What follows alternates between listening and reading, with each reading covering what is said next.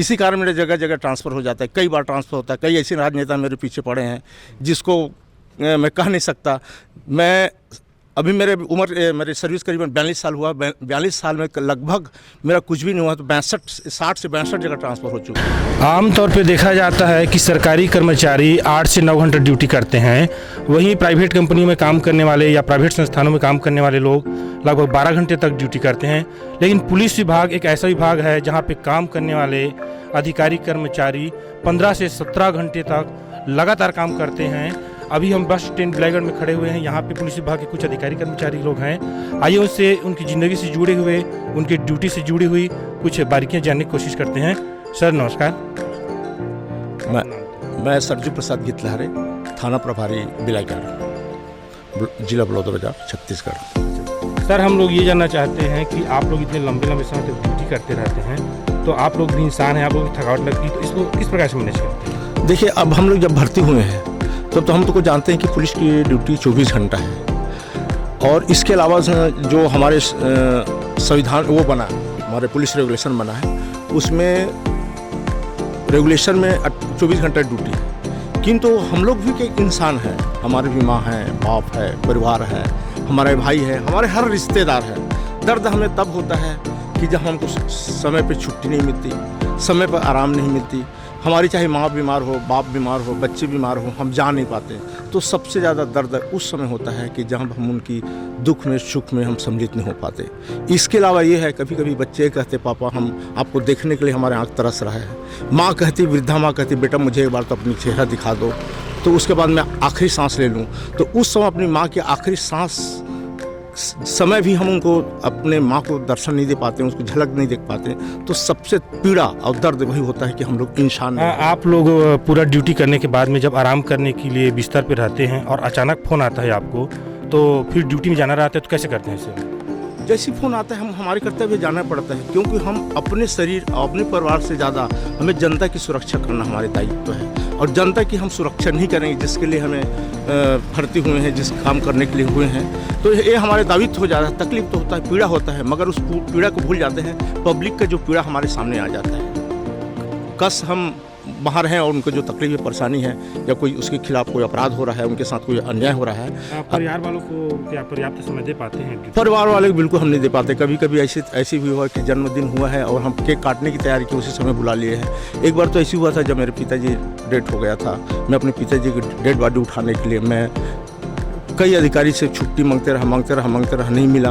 अंत में मुझे 6 घंटे बाद छुट्टी मिला, तो फिर अपने पिताजी की डेड बॉडी लेकर मैं घर आया। तो उस समय मुझे ये लगा कि मैं इंसान नहीं हूँ, पता नहीं मेरे क्या ऐसे कर्म किया जिसके परिणाम क्या मुझे मिल रहा है। ऐसे भी हुआ। अन्य विभाग की तुलना में पुलिस विभाग को राजनीतिक दबाव ज़्यादा होती है, तो क्या ऐसे में आप अपनी इच्छा से या कानून के हिसाब से ड्यूटी कर पाते हैं, या खाली राजनीतिक दबाव के आधार पर काम करते हैं पुलिस वाले? मेरी अनुभव है, मैं जब से राजनीति तो आता है, इतना ज़्यादा आता है जिसको हम कभी सोच नहीं पाते। वो ये नहीं सोच पाते हैं, वो ये सोचते हैं कि ये मेरा आदमी, ये मेरा आदमी। मगर आपका एक आदमी ये आपका है और दूसरा आदमी दूसरे का है, तो फिर तीसरे आदमी कौन है?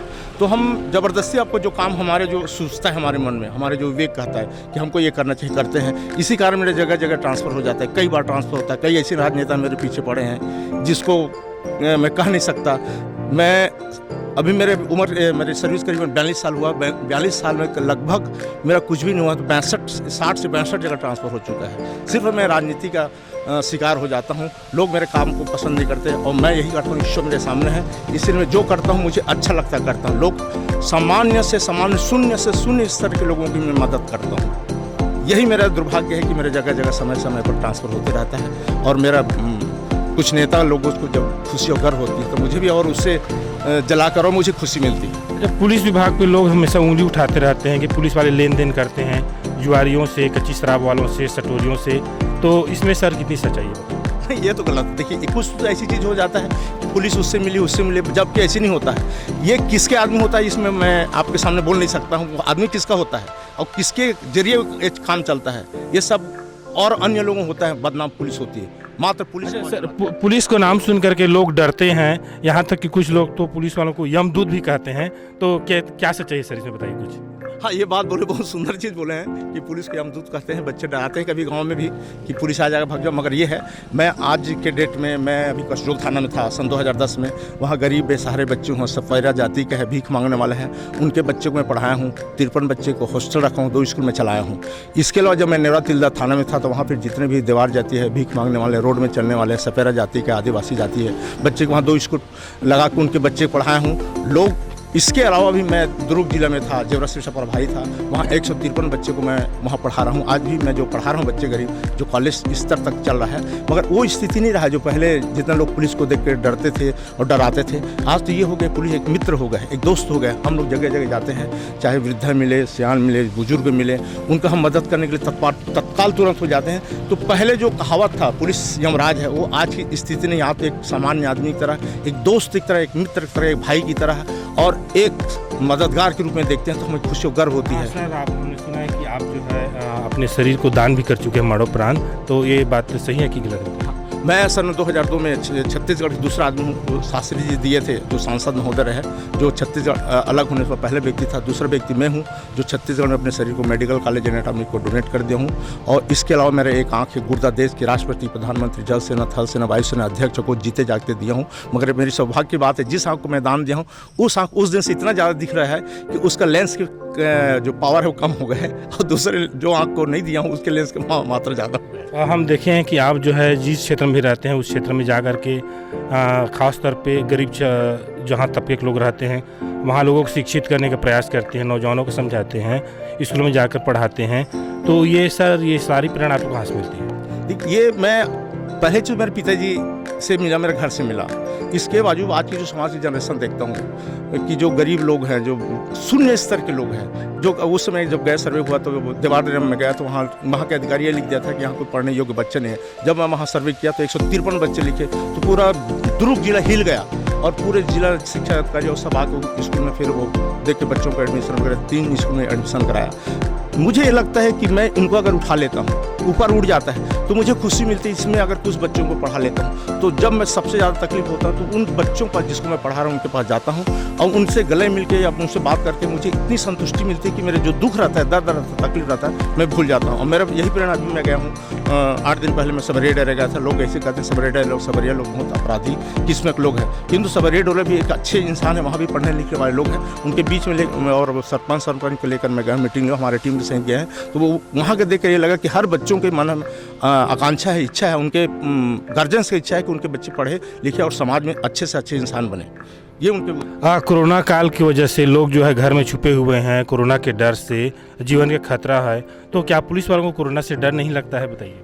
हम अगर इससे डरेंगे तो कैसे चलेगा? हमारी कवच तो ईश्वर है, समाज है, और समाज के जितने भी बुद्धिजीवी लोग हैं, गणमान्य लोग हैं, आम लोग हैं, वो हमारी कवच है। हमको इसीलिए कोई डर नहीं लगता। हम उनके बीच आने जाने से हम नहीं जाएंगे, सफाई कर्मचारी नहीं जाएंगे, डॉक्टर नहीं जाएंगे, फिर आखिर कौन जाएगा? तो हमें कोई डर भय वाली चीज़ नहीं, ना हमारी यूनिट किसी को डर भय, ना हमारी माँ को, ना बाप को, ना परिवार को, हमारे घर वालों को भी नहीं, हमारे पुलिस विभाग के जितने परिवार हैं उनको भी डर नहीं कि हम उनके बीच में जाते हैं और हम सेवा करते हैं, तो हमें खुशी और गर्व मिलती है। और आज तक ऐसे मौका नहीं आया कि पुलिस विभाग में कि कोरोना वाले के बीच में या आपराधिक बीच में, ये मतलब जो रोगी उनके बीच में जाकर हम खुद रोगी हो जाए, ऐसे नहीं है। विरले कभी एक वो है 80 व्यक्ति कहना चाहिए, वो कभी किसी को गया, ऐसी स्थिति आज तक नहीं आया, बहुत कम विरले आया। तो आपने देखा कि बिलाईगढ़ के जो पुलिस विभाग के अधिकारी वो बता रहे थे कि पूरा समाज ही उनका परिवार है और समाज को ही आगे बढ़ाना उनका उद्देश्य है, और जब तक ज़िंदगी रहेगी तब तक देश और समाज के लिए ईमानदारी के साथ में ड्यूटी करने का शपथ भी दिखाए हैं। और अभी वे अपने ड्यूटी पे निकल गए हैं, अभी राउंडिंग पे हैं। कोरोना काल की वजह से लॉकडाउन लगा हुआ है, तो गाँव घूम घर करके चेक करने में लगे हुए हैं। छत्तीसगढ़ एक्सप्रेस न्यूज़ से मैं वेद दूसरा से नहीं, कैमरामैन अभिषेक चौहान के साथ।